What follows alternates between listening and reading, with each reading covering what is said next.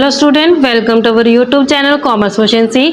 आज की क्लास में कवर करें concept capital receipt, revenue receipt क्या होती है, कैपिटल लॉस और रिवेन्यू लॉस, कैपिटल प्रॉफिट और रिवेन्यू प्रॉफिट। ये तीन पार्ट्स हम आज की क्लास में कवर करेंगे।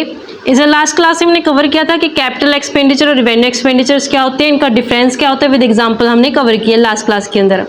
अगर अभी तक आपने लास्ट क्लास ही नहीं देखे ताकि आपकी स्टडी में कंसिस्टेंसी बनी रहे। अगर अभी तक आपने मेरे यूट्यूब चैनल कॉमर्स प्रोफिशिएंसी को सब्सक्राइब नहीं किया, सब्सक्राइब कीजिए और बेल आइकन जरूर प्रेस कीजिए ताकि जब भी मैं वीडियोस अपलोड करूँ सबसे पहले नोटिफिकेशन आपके पास जाए, आप वीडियोस को देख के आपकी स्टडी बूस्टअप हो। कवर करते हैं कि कैपिटल रिसिप्ट्स और रिवेन्यू रिसिप्ट्स कौन सी होती हैं। कैपिटल रिसिप्ट वो रिसिप्ट होती हैं जो नॉन रिकरिंग नेचर की होती हैं। नॉन रिकरिंग नेचर का मतलब क्या आता है कि जो हमें कभी कभार रिसीव होती हैं वो कैपिटल रिसिप्ट होती हैं। रिवेन्यू रिसिप्ट क्या होती हैं, जो रिकरिंग नेचर की होती हैं, जो रेगुलर बेस पे हमें रिसीव होती हैं, ऐसे रिसिप्ट को रिवेन्यू रिसिप्ट कहते हैं। जो रिवेन्यू रिसिप्ट्स होती हैं इन्हें trading and profit and loss account की क्रेडिट साइड दिखाया जाता है। और जो कैपिटल रिसिप्ट्स होती हैं इसे हम बैलेंस शीट में दिखाएंगे, क्योंकि इनसे या तो लायबिलिटी बढ़ जाएगी या फिर असेट्स कम हो जाएगी। लायबिलिटी बढ़ने या फिर असेट कम होने का मतलब क्या होता है, कैपिटल रिसिप्ट से या तो लायबिलिटीज़ बढ़ती है या फिर असेट्स कम होती है। इसे हम बैलेंस शीट के अंदर दिखाते हैं। लायबिलिटी बढ़ने से मतलब क्या होता है कि जैसे एग्जांपल के लिए मान लेते हैं कि शेयर इशू किए गए हैं। शेयर इशू करके जो पैसा रिसीव हुआ है, देखो शेयर हर रोज़ तो इशू नहीं किए जाते, हर महीने इशू नहीं किए जाते, हर साल इशू नहीं किए जाते, बहुत लंबे टाइम बाद किए जाते हैं इशू।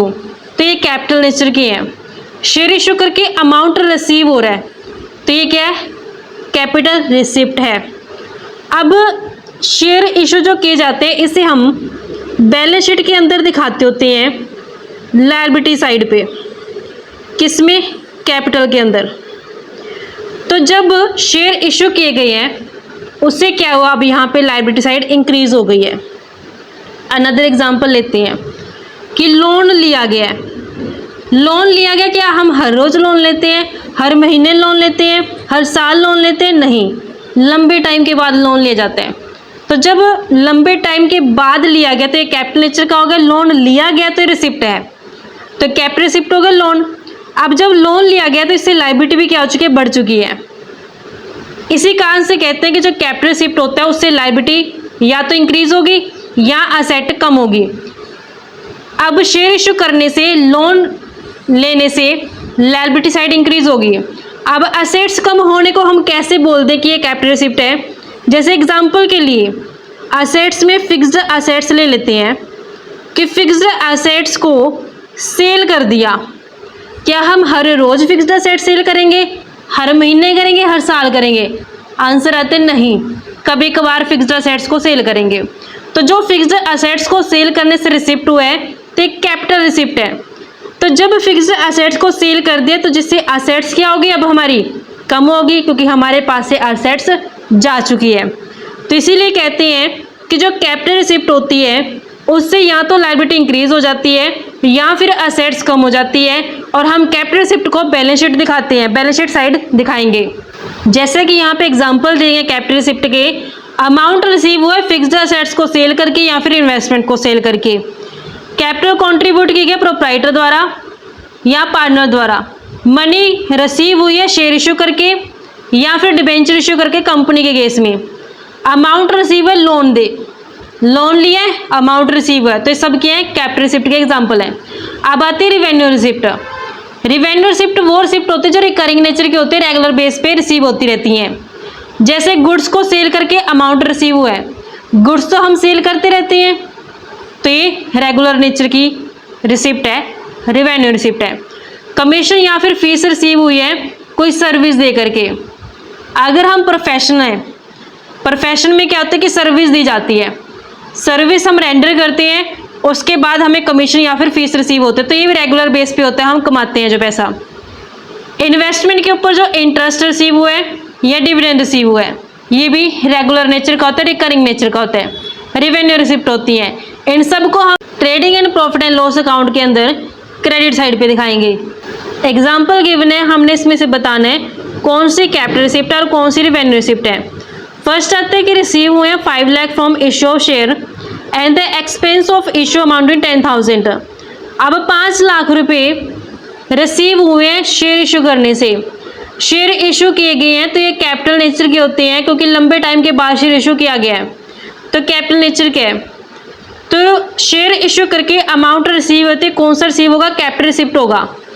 अब शेयर को इशू करने के लिए एक्सपेंस कर दिए गए 10,000 के, तो जो ये एक्सपेंस किए गए हैं ये कैपिटल को रेज करने के लिए किए गए हैं, इस कारण से एक्सपेंस भी कैपिटल एक्सपेंडिचर कहलाएंगे, कैपिटल नेचर के कहलाएंगे। नेक्स्ट आते हैं रिसीव हुए 1 lakh as yearly subsidy from state government. State government से सब्सिडी मिली है 1 लाख रुपए की, ये रिवेन्यू रिसिप्ट है, क्योंकि नॉर्मल कोर्स ऑफ बिजनेस के दौरान मिलता है, जिससे जो कॉस्ट ऑफ प्रोडक्शन होती है, जो गुड्स प्रोड्यूस किए जाते हैं फर्म द्वारा, उस गुड्स की कॉस्ट ऑफ प्रोडक्शन रिड्यूस हो गई है। कंपनसेशन रिसीव हुए improvement trust for compulsory removal of business to another place, कि बिजनेस को कंपल्सरी हटाकर किसी और जगह पे लेके जाना है, उसके लिए कंपनसेशन मिला है इम्प्रूवमेंट ट्रस्ट से।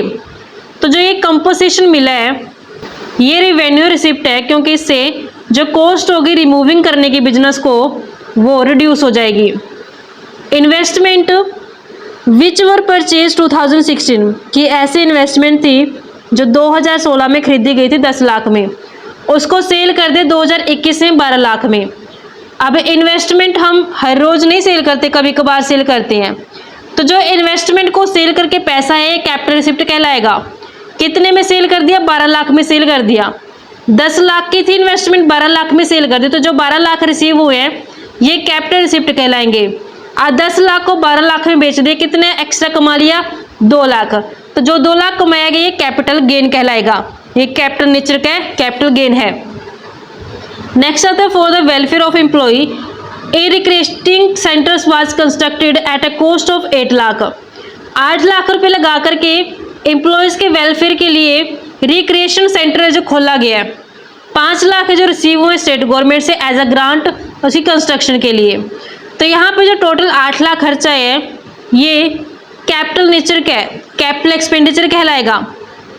जो ग्रांट रिसीव हुई है 5 लाख स्टेट गवर्नमेंट से, ये कैपिटल रिसिप्ट कहलाएगी, क्योंकि जो 8 लाख कॉस्ट आई है ये तो एक्सपेंडिचर है, कैपिटल एक्सपेंडिचर है। जो 5 लाख रिसीव हुए हैं ये कैपिटल रिसिप्ट है। नेक्स्ट आते हैं कैपिटल लॉस और रिवेन्यू लॉस कौन से होते हैं। कैपिटल लॉस ऐसे लॉस होते हैं जो बिजनेस के नॉर्मल कोर्स के दौरान नहीं होते। जैसे एग्जांपल के लिए लॉस हो गया फिक्स्ड असेट्स का, जैसे बिल्डिंग का लॉस हो गया, प्लांट का, बाय फायर या फिर एक्सीडेंट।